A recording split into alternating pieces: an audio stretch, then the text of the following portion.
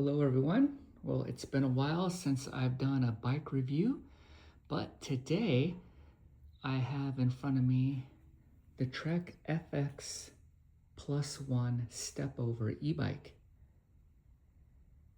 And I've had it for almost a year now, so I'm going to tell you a little bit about it and my impressions of it. Some of the good, maybe not so good, but overall very good. In my previous videos, I had a TREK FX3 hybrid and a TREK Dual Sport 3 Gen 5 hybrid. However, I sold those two bikes after an injury that I had last year. I just decided that I needed to go electric to help my body out while I was recovering because I commute on my bikes. And the reason that I have two bikes is because I alternate bikes for wear and tear. So I wanted to go electric, and so far it's been really nice. So let's get into it. This is a 2025 TREK FX+1 step over hybrid e-bike. And in 2025, this model came in two colors, the gloss green you see here, and it came in a dark matte finish, which I really liked. But at the time, I needed a bike immediately, and the local TREK store only had the green in stock, and I didn't want to wait, so I went with this one, and it's been just fine. So when I bought the bike, I did a few upgrades right off the bat. The first one is I changed the pedals. I put these Bontrager commuter comp pedals on there because they just grip really well, and for daily commuting. I had them on my previous hybrid bikes and I really liked them. So the day that I bought it, I had these installed. And then I also, the day I bought it, had this Bontrager Boulevard saddle put on, which is the same saddle that you'll find on the TREK Verve. And it's a little bit wider and it's nice. It feels good on longer rides, no complaints with that.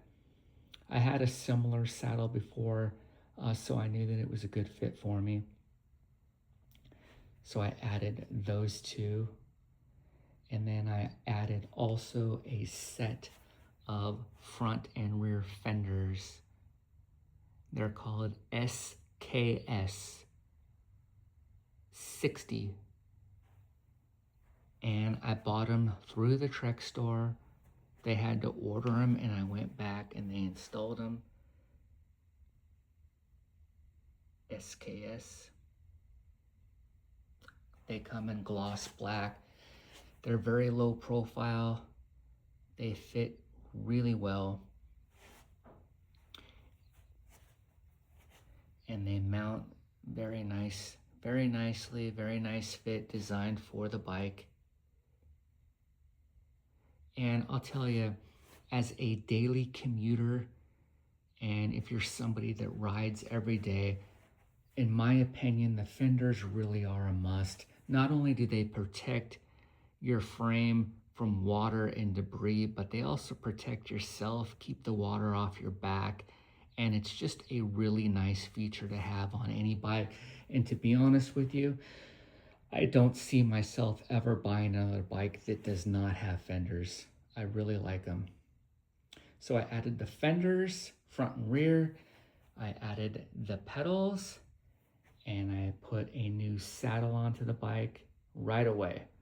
And then also too, before I forget, when you're riding every day, flat tires is always going to be a concern, and what I did to prevent that is when I bought the bike same day, I had the TREK store install what's called flat packs. It's basically just an inner liner that runs in between your tire and your tube, and it protects your tube from unforeseen debris or broken glass. There's always something out there on a bike path or a sidewalk that comes on you really fast, and sometimes it might be unpreventable. And so I had the flat pack inner liners installed in my tubes, and I have yet to have a flat. I've had this bike for almost a year now. I put over 1,700 miles on it, and no flats. And I run my tires at about 50 psi front and rear.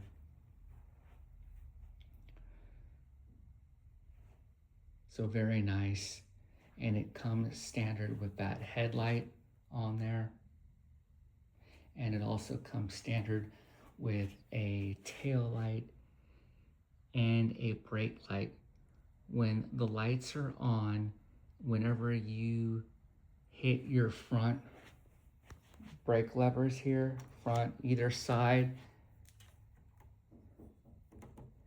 that tail light automatically comes up as a brake light, just in your, like in your car. So that's really a nice feature. You really see it in the evening when it's dark and you're commuting in the wintertime. It's very nice. So that was basically it for the options, and the kickstand as well mounts on there, very nice. And it is adjustable too at the bottom, so you can lower that kickstand if you want, or you can set it up. I've got mine sitting up pretty high now, so that's a nice feature as well for storing it. I keep my bike in the house here, as you can see with me. Moving up to the handlebars here, so you've got your stock Bontrager grips, and this is your digital display along with your thumb throttle. So this is a Class 2 e-bike, which means it has a throttle assist and a pedal assist up to 20 miles an hour.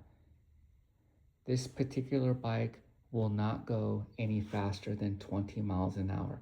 That's the way it's set up in my state, and the way the TREK software is for where I bought it. It is not, you cannot go into this display with any app and make it faster. It's 20, and that's where it caps out. So you have your thumb throttle here up to 20, or your pedal assist up to 20.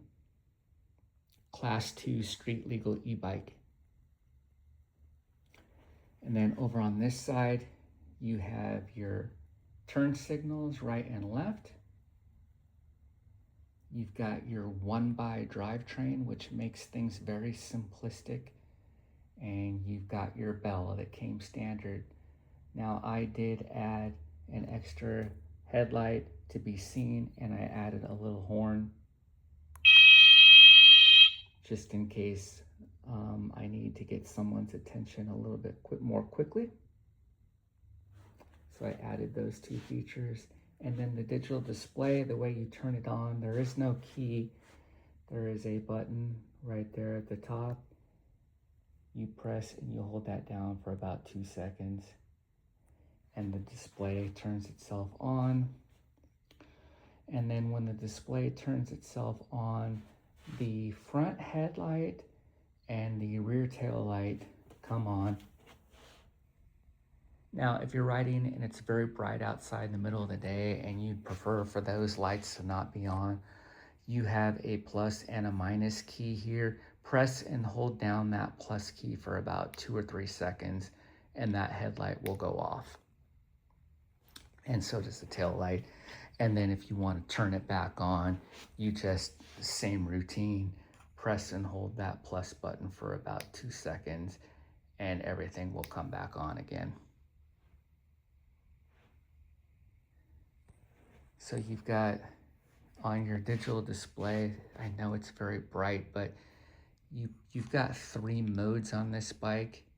You've got press 1 up for eco mode. You've got about 42 miles there at almost 100%, or it is 100% charge. A second press of the plus button, you'll go into mid. And mid-range, I can tell you that the acceleration does pick up your pedal assist. It does make a difference. It's just like tuning on a car. You put your car in sport mode and you notice much more throttle response. It's the same thing here with this bike. You will notice it. You'll drop down in range from like 42 down to about 26, but it makes a difference. And if you press up one more time, you go into high range. You obviously lose a little bit more range there. you're down to about 20 miles, but you do pick up a much more throttle response. So I mentioned, and then you just press down one to go back into mid, press down one more and to go into eco. So there's three modes: eco, mid, and then high. Take out a high, go back into mid, go back into eco. Now I mentioned that the TREK app, if you go into the app, it does not allow you to make it faster, right? You have to stay at 20 miles an hour with your thumb throttle here on the left side or your pedal assist. However, what it will allow you to do is it will allow you to increase the sensitivity in the pedal response. You can adjust the pedal response so as soon as you touch the pedals, it will be much more active in when the power kicks in. So you do have the ability to do that, and it does make a difference, increasing the output on the pedal response. You can lower it or you can higher it, and if you adjust it higher, as soon as you touch the pedals, the bike will take off much quicker than what it does. Sometimes from the factory, when you pick the bike up, it will be set up a little bit more conservatively with the pedal response. However, the thumb throttle and the top speed in my state is going to remain at 20 as a class 2.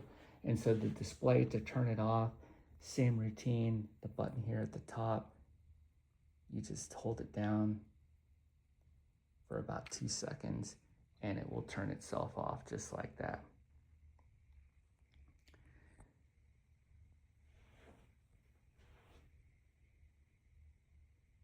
And so there you have it there. Now I wanted to tell you really quickly what I did as far as riding it in the rain, and it was a mistake on my part, is if, I learned that the bike is water resistant to a certain degree, but maybe not necessarily waterproof. Okay, so I rode it in some pretty significant rain, and you have all of these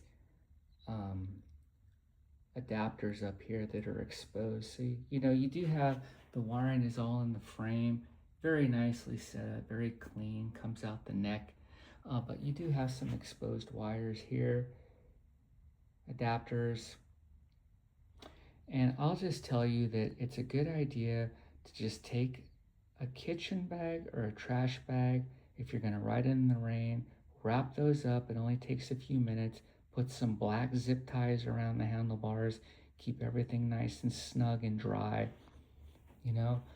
Put some tape around that.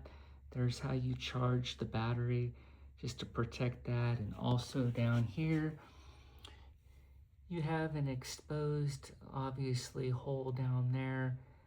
Underneath the bike, there is a grate, and that hole is to keep everything clean because the battery is completely inside the frame. So you're going to get a lot of water kicking up in there. Well, what happened with me is, the water possibly coming in through there, along with some of the adapters up front, got a little bit too wet, and it shorted out the battery. At first, I took it back to TREK. This was dead. I couldn't get it to turn back on. They thought, just like myself, that maybe I just shorted out the digital display here. So they replaced that. It was there for a few days. That didn't work. So they eventually determined that it was the battery that shorted itself out due to water. And so they had to take the battery out, which is a very extensive job because, there is no way to take the battery out underneath here. It has to come out from the bottom. And so I had to put a new battery into it due to rain damage. Now, luckily for me, that was covered under warranty, but that could have been a very expensive mistake on my part. So I learned my lesson to just, take a few extra minutes on those rainy days, especially. I'm not talking about sprinkles, I'm talking about moderate to heavy rain, and, just cover these components with a trash bag and some black zip ties, cover up your your battery adapter there. And then, it may be a good idea just on a rainy day, just to get it back and forth, to get some painter's tape and just put a little bit of tape down there and cover up that hole just to prevent some of the water from getting in and out of there, and then immediately take it off when you get home. But I know that those holes in that bottom grate here are designed to keep that battery cool, but you need to understand that getting a lot of water in there is not a good thing. And the fenders do help, but it doesn't keep everything out completely. So again, that's just something that happened to me, and I want to pass it along to anyone else that might be riding in the rain, that those are always possibilities, and that maybe the bike is just water resistant to a degree, but not necessarily waterproof. But all in all, I mean, it's been a great commuter bike. Other than that, I've had no issues with it, and I ride almost every day with it. I do have a TREK Dual Sport Plus 2 e-bike. It's a class 1, and I'll do a separate video about that. And I share time with this bike and that bike for wear and tear. And that's also a good bike. This one definitely has more power and it's more comfortable, but the Dual Sport Plus 2 is also a very good hybrid e-bike. So that's about it for this bike. I know there are a lot of options out there, and I stuck with TREK because it's what I know, it's the brand I like, and the support for any type of mechanical or tire issues is there when you need it, and the bike shop is close and they can repair it. And I'm not sure how that works if you buy one of these bikes online and take it to a bike shop. I don't know if they'll work on it or not, but I know that the technical support for TREK FX+1 is always going to be there. And just everything, the components and everything is really where I wanted it to be for reliability. So that's about it. If you have any comments or questions, feel free to put them below, and hopefully I can answer them for you. And then stay tuned for my next video on the Dual Sport Plus 2, because that might be a bike that you're interested in too as well. Although that one's discontinued. This one they're still selling, and you can pick this up at your local truck store. And I hope that you liked what I had to say, but it's overall, I really like it, and it's made commuting fun for me again.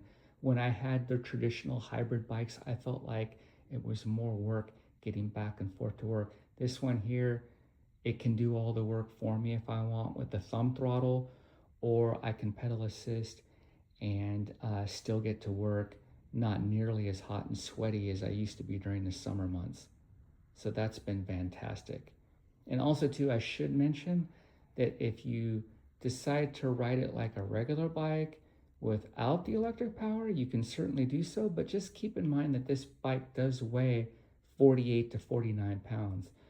So it is getting up there as far as the weight goes from a traditional hybrid bike. So you notice that right away if you have to lift this up or maneuver in any way. There's definitely some added weight there to it. All right, guys, thanks for tuning in, and hopefully I wasn't going on too long, but I just wanted to tell you what I like and what I've learned about the TREK FX+1 step-over hybrid e-bike. We will see you on the next one.